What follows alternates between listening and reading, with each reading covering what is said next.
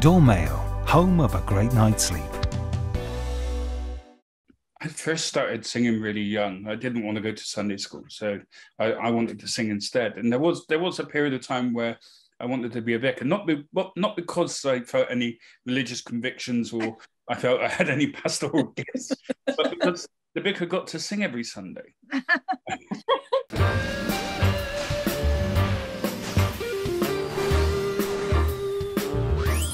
Hello.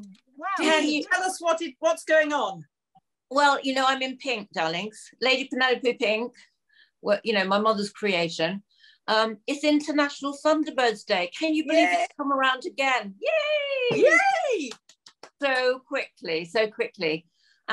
So yeah, it's very exciting, isn't it? Because so many years ago, my mother created the character of Lady Penelope and all the characters, and Jerry and Slyvia Anderson, amazing, creative team who happen to be my parents. I'm very grateful for that. The legacy of that is just amazing. So we're here to celebrate, and they were absolutely. I mean, they wouldn't believe it's still going on, because to them it was just they were two artists creating stuff, and especially my mother. Moving and beautiful, and especially your mum as well. Yeah, absolutely. It's lovely that we've all had, our parents, our mums have all been very creative people. Your mum's, your mum was an author. Dee's mum, created Thunderbirds and all those characters, and my mum was an agent. All different ways, but all very creative people. And that's what we learned. We learned we had a voice. We learned we could work, and we learned we could be creative. I mean, that's absolutely. Creativity is so important. I mean, to develop that, and it's people just don't realize that, do they? Because it actually also, a lot of parents don't encourage their kids to be creative. They think they have to go into a profession, but this is a profession, and it brings the most money. One of the top things that brings the money into this country is the creative arts. People don't realize brings that. In more money than football, as I've said many a time and oft. It does. At lockdown, we're told to go and retrain, and again, it's sort of that. It's fascinating, but I think also but, they tell us to retrain as what? Well, exactly. What could we do? Well, exactly, and also it is an amazing career, but it is an endless roller coaster. Because we have no security. So one understands parents who say, be a doctor, be a lawyer, be something that's going to give you some sort of template of solidarity. But if you have a creative flow, then follow it, of course. Yeah. But the thing is, this is me going onto my university thing as well, because I've got a thing about sending everybody to university. The people that have made money, of course, the people that left school at 16 and become hairdressers, become builders, become apprentice. That doesn't exist anymore, and I think that's really bad. Yeah, I agree. I know. To push everyone to a university degree all the time. I mean, you can now even get a university degree in a estate agency, which is ridiculous, because people used to go straight from school into an estate agent and learn that way. And like with our theatre, it's like about going to drama school. It's not necessary. If you want to start working, you'll have to start at the bottom, in the theatres, but backstage. But all of those things give you the whole feel of our business. Having actually, as you say, experience on the job. But they don't give apprenticeship away like that. It doesn't exist anymore. Now people have their phones, and that's how they do their creativity. There's a new freedom that we didn't have. We had a very rigid, you do rep, you do this. Now you can just be an influencer and you'll be headlining in a show. It's completely different. That's what I'm saying. It's a roller coaster. There's no planning, there's no equation, but it's the best, fantastic family to be part of, the creative arts, because we're there for each other. Now, Dee, who are you bringing in today? Well, we're very excited, actually. A very creative, amazing star. And we all know him and love him. And he is the incredible Paul Potts. Hello there. Hi, Paul. Hi, Paul. Hiya. Welcome to Wonderbirds. It's so fabulous to see you. And, we're going to talk to you about all sorts of things. Of course, your amazing career. But I just wanted to start by saying, I read a fabulous quote that you made about music transporting people to, somewhere else, and the effect of music on mood, and how it can actually be so healing. You agree with that, don't you? Yeah. I think the music's completely underestimated. The importance of it's completely underestimated. Yes. Because it's not something you can easily put a price tag to. So so it's less popular in certain political circles, I think. Oh yes, yes, absolutely. We moan about that all the time. We do complain about that all the time. The arts in general are not valued. No, absolutely. And also, Paul, I mean, you've got some wonderful things happening now, but we're going to take you right back. Yeah, I want to know, Paul, when did you first find your voice? When did that moment happen? Not just the feeling, oh, I like this, but you realized the power of it and that you had something to say with it. Well, I first started singing really young. I didn't want to go to Sunday school, so I wanted to sing instead. And there was a period of time where I wanted to be a vicar, not because I felt any religious convictions or I felt I had any pastoral gifts, but because the vicar got to sing every Sunday. Showbiz. Good idea. And so what happened? That's what I wanted to do. Did you do it at school? Did you join a choir? What was the thing that kind of got you going then? Well, I sang in choirs from about the age of 7 until I was 16 with the treble voice. My voice didn't break in the traditional way. It just kind of got lower, although I was still able to sing quite high as a treble at that point. And I went to school choir as well as to church choir, and it was a great escape for me. Sometimes physically, because I could escape to the music room in lunch times when otherwise I'd be in a space where I'd be bullied or a space where I felt alone. And so what happened then? That's amazing you had that opportunity. And so what happened when you were 16? Where did that voice go after that?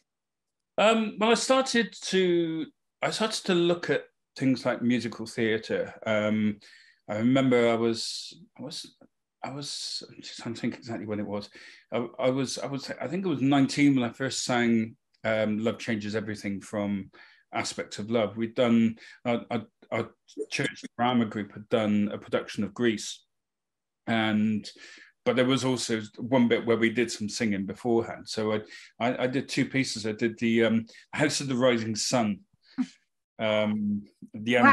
And I liked it because you can sing really high.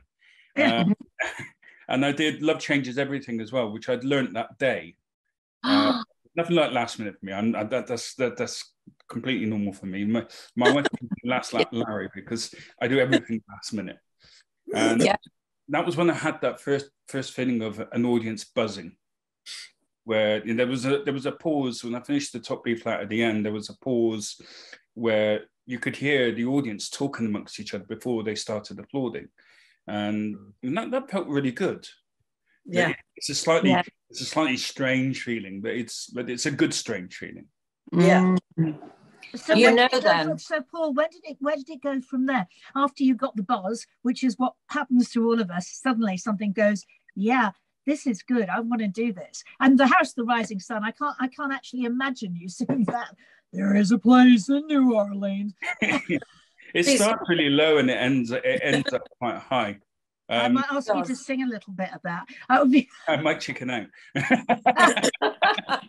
So what happened then after that?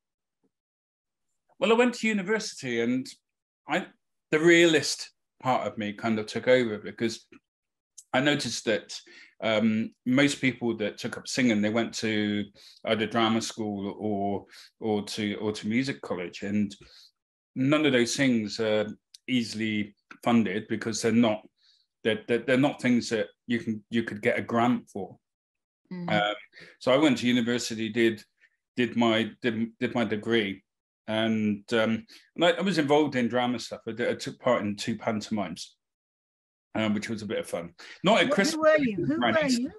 Who did you play? I was a salty sea dog in one of them, and they sort of, I had the second biggest part, and I learned my lines the day before the dress. Of course. Yeah. So because I've always been able to learn, I can only learn things when when there's so much pressure that I have to do it. Yeah, I understand that. Otherwise, I just don't have that urgency, and it might come across as a little unprofessional sometimes, but it's just no. Everyone's different. Fine. Yeah. When I was at school, I do really well in exams. The teachers hated me because I was exactly the wrong person to follow, because I never do any term work. Then I cram everything in at the end. I'm exactly the same, Paul. Yes. Exactly the same. Past exams, flying colours. Term work, I did nothing. So 3 nights before, just read the books. I just used to absorb information, but I didn't bother to write any of it down. It just... No, the bad thing about that, though, being like us, is that we don't absorb the information. We pass the exams and have no idea what we wrote because it's gone. What happened after that, Paul? What happened after that? Well, I did my degree. I did a master's as well, and which I couldn't pay for, and I ended up getting a judgment against me, which kind of affected any kind of... What was the master's for, Paul? It was in applied theology. So I was kind of... most of my degree was sort of based around philosophy and theology, and I just enjoyed the wondering, you know, the asking questions that's more important sometimes than getting the answers. And then to hear Rishi Sunak, I don't want to get too far into politics, but to hear him talk about degrees that don't earn you more money being the only thing you should do, I think that's wrong, because I think you should be able to explore yourself and ask questions of yourself, because there are benefits to your future working in examining yourself. Yeah. And we were just saying, Paul, that the creative arts are bringing in more money than a lot of big industries, and people don't realize that. You know, they tell us to reskill because there is no work, but it's the creative arts that, you know, not just amazing for us and healing and all the rest of it, but they're also economically really good for the country. But it's because it's seen as being something that's for leisure.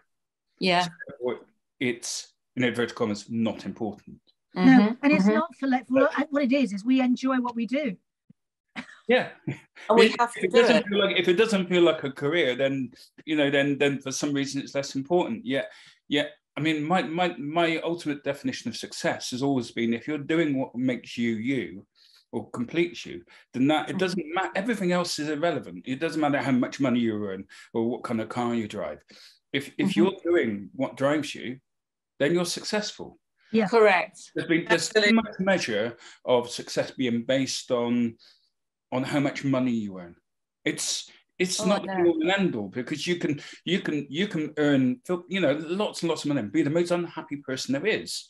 And this is why in many ways mental health isn't dealt with in the right way, because again, it's something it's difficult to put into a box and turn into statistics.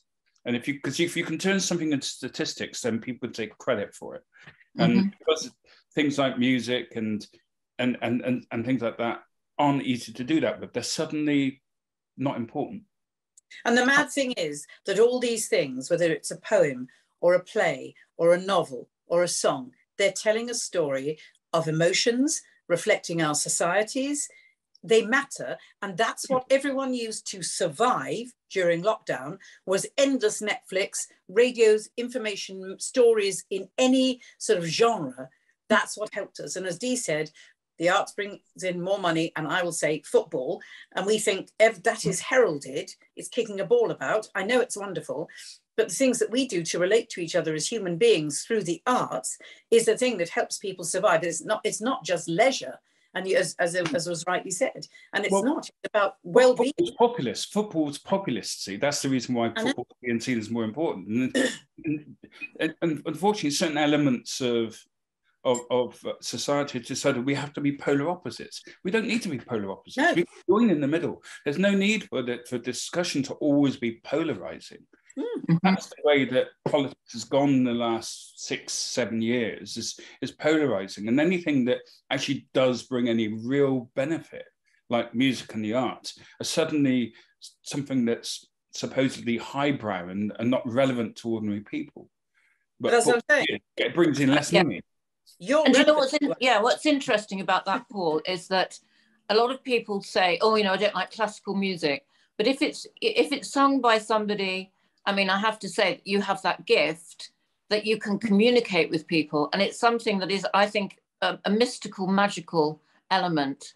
Well, you hear people say they don't like classical music, and then they hear the theme to the Oneiden line. And they, that's natural piece of classical music.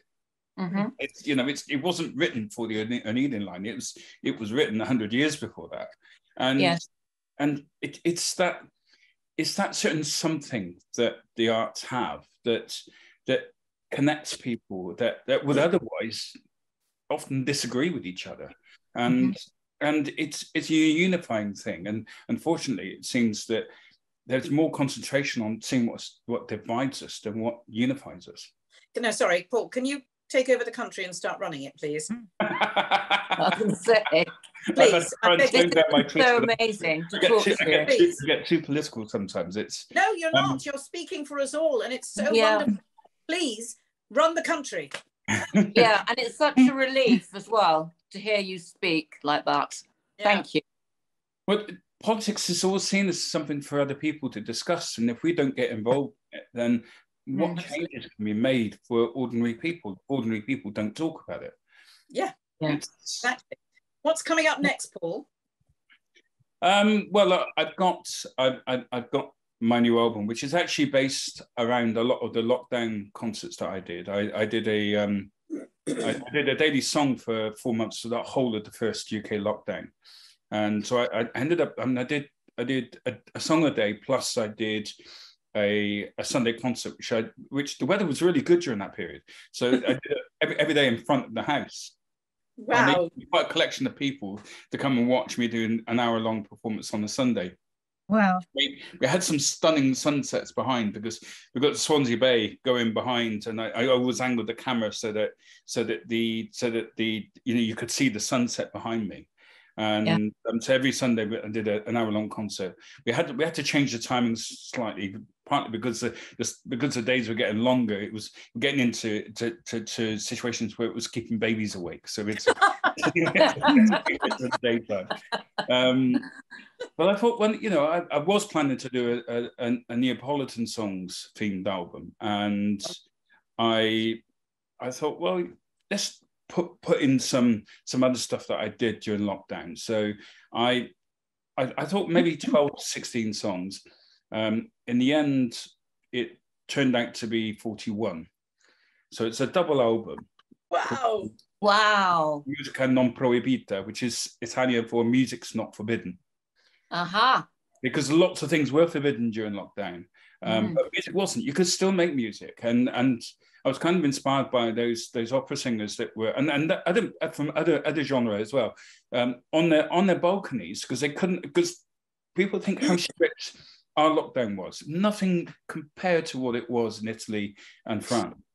We didn't take bits of paper around proving what we were outside for. They were literally locked in their houses, and so a lot of them started to do performances from their balconies and then putting them on YouTube, and that was quite inspiring. And it showed that music's not forbidden.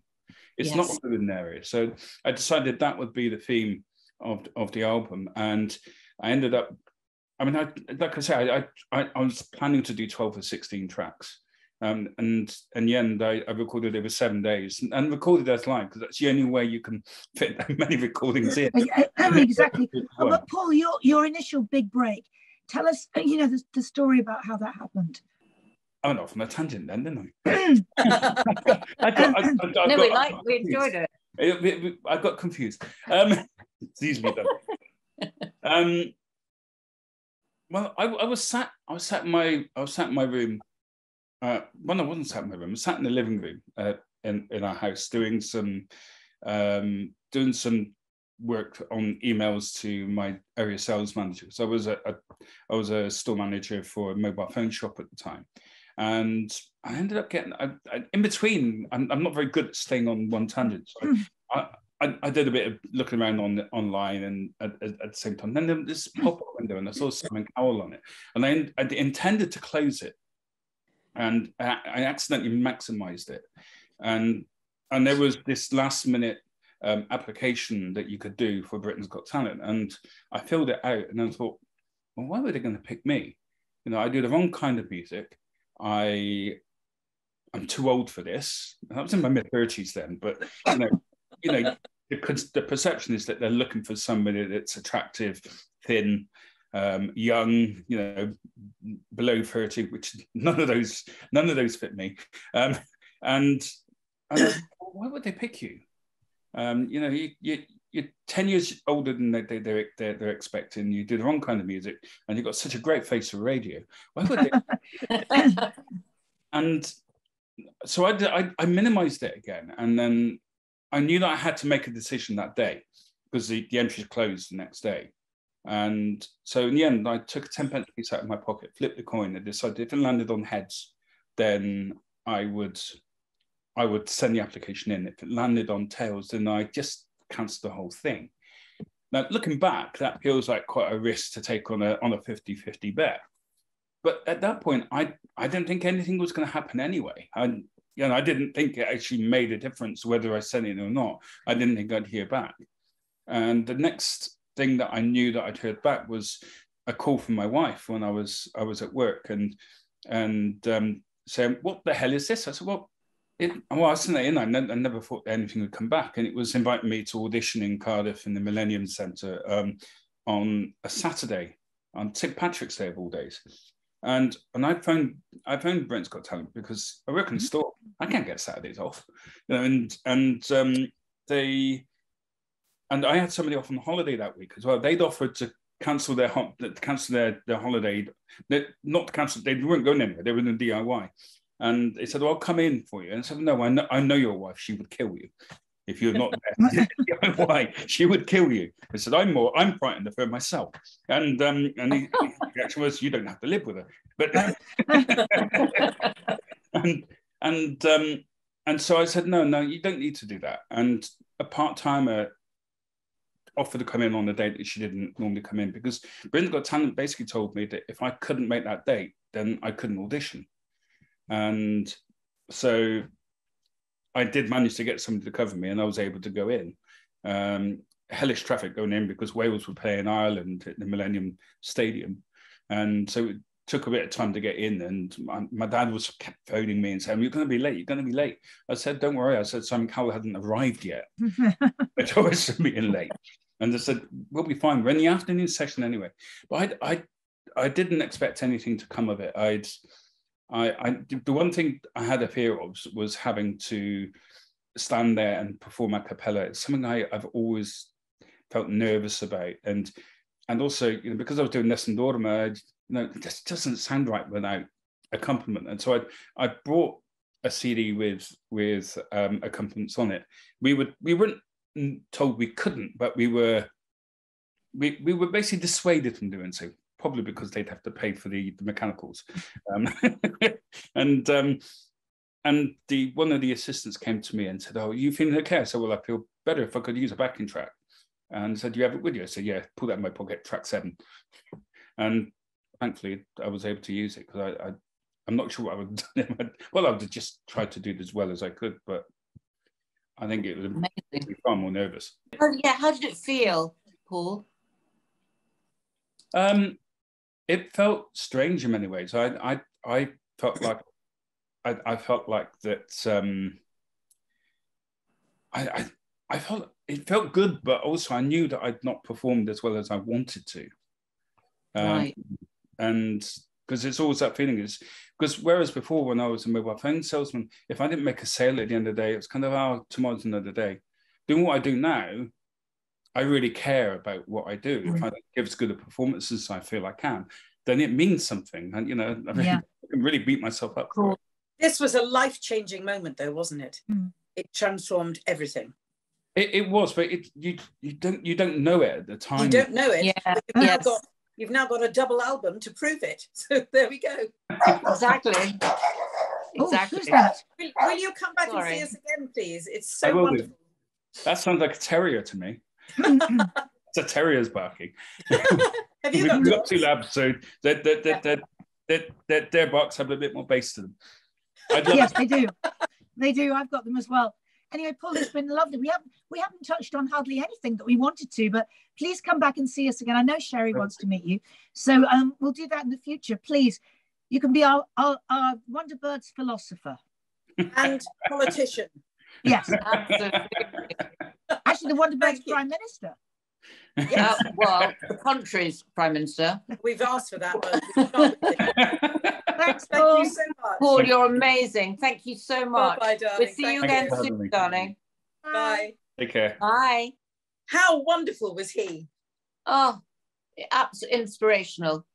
Absolutely amazing. And it is true, isn't it? About music being so healing and wonderful, and it does transport you into another universe. As soon as you put the radio on in the car, you're lifted by whatever sound is there, or you turn it onto another channel because you want something brighter and lighter, or you go to sad songs when you're feeling sad so you can sob as you drive.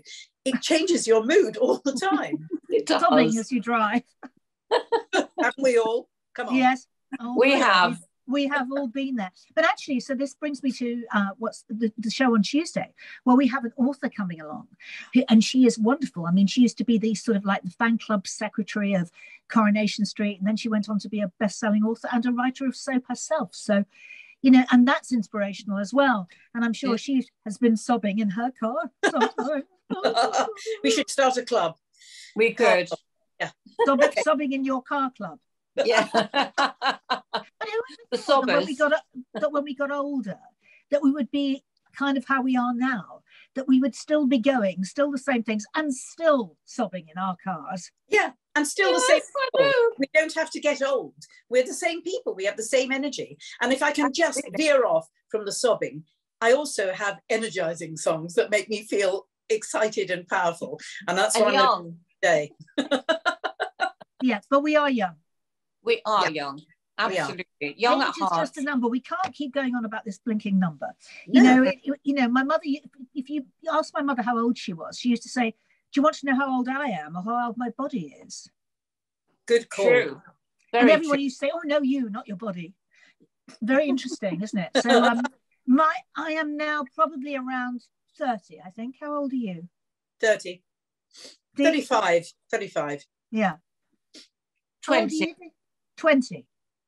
That explains everything. It does. And with that, we will see you next week. See you next Tuesday. I can't say that. No, yes, you can. You said it. You said it now. See you. Bye. Bye.